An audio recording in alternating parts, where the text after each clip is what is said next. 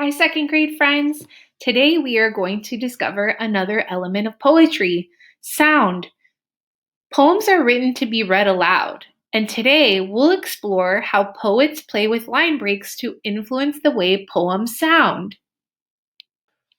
We recently learned that poets see with poets' eyes.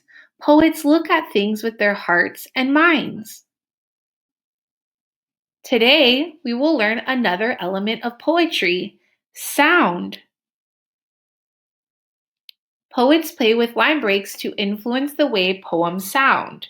The goal is to move around the line breaks and ask yourself, does this way of placing my words on the page match what I'm trying to say? Does it sound the way I want it to? Remember to read like a writer when you're looking at poetry from other authors. Remember that when you read poems, ask yourself, how is this poem made and what has this poet done? Poets work really hard to make their poems sound the way they want them to. Poets don't sing or play instruments to make music.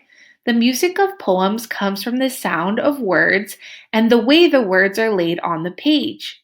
Poets choose how to place words to give the reader instructions or to tell them how the poems sound when we read them.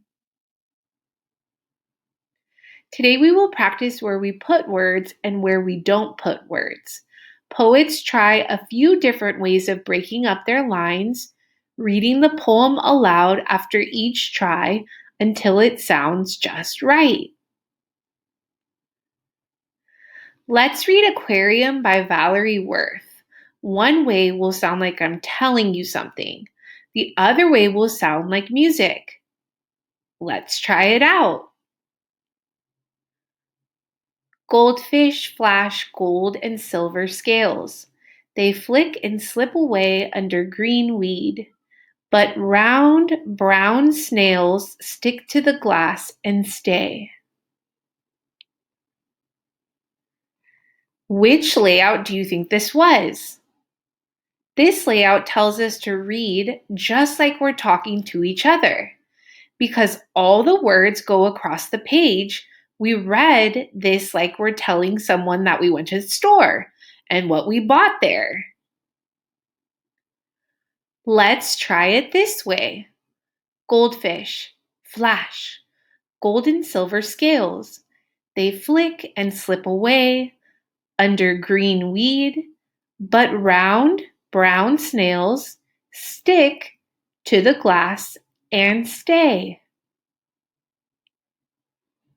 With line breaks, you can hear its music. Standalone words are emphasized and you pause after you read them.